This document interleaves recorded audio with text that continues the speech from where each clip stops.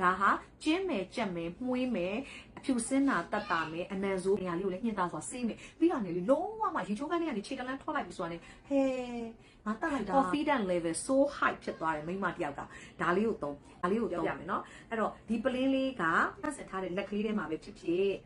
နော်အဲ့မိမကိုရဲ့အပေါက်ကလေးတွေကိုအပေါက်ကိုအထဲလေးကိုအင်းကိုထိုးမထည့်နဲ့နော်မှားပြီးတော့ဒီမှာဒီလောက်ပဲဒီအပြင်ဒါမိမကိုအပြင်အဝဒီနားလေးဆိုလဲဒီနားလေးအဲ့နားလောက်ကိုပဲလင်တော့ absorption အရန်ဖြစ်တယ်ခါပြီးတော့ဝစ်လိုက်အဲ့တနေ့လုံးနံပါဆိုတော့မနံဘူးကြိုက်တဲ့ယောက်ျားတွေနဲ့ရင်ပေါင်တန်းပြီးထိုင်ကြိုက်တဲ့ meeting ပွဲတွေထိုင်ကြိုက်တယ်လို့သွားရေမွေးနှံကသူ့ဘာသူတက်တက်အောက်ကအနံထွက်သူမွေးပြီးကိုနံတော့ဘယ်ကထွက်တာလဲဆိုလိုက်ရှုနေကြအောင်အဲ့လိုမျိုးကိုလုပ်ပေးတာအမိမကိုပဲလေပေါ့နော်ချို့တွေကကျင်းအောင်ဆိုပြီးတော့အုံမဒါနီလောက်ကြတယ်စေးကနေမှချုပ်ကြပဲပေါ့ကဲချုပ်တာလို့ပါလို့ချုပ်စရာမလိုဒါလေးသာသုံးနေလိုက်ရမ်းတိတာလာတယ်မဲ့ကိုယ့်ရဲ့ကမ္ဘာယောက်ျားရှိတယ်ကိုယ့်ရဲ့ကမ္ဘာယောက်ျားမေးကြည့်ဘဲရှိတယ်ဘဲသာမေးကြည့်လိုက်နော်နင်းငါနဲ့နေရတာနေဘလို့ဖြစ်လာလဲဆိုတာမေးတာမေးကြည့်တယ်မမေးကြည့်လဲနေလိုက်သူကသူပြောလာတယ်ဘာများလှုပ်ထားလဲဆိုတာမျိုးပြောလာတယ်နော်โอเคအဲ့တော့ဒါဟာကျင်းမယ်ကြက်မယ်မှုေးမယ်အဖြူစင်းတာတက်တာမယ်အနံဆို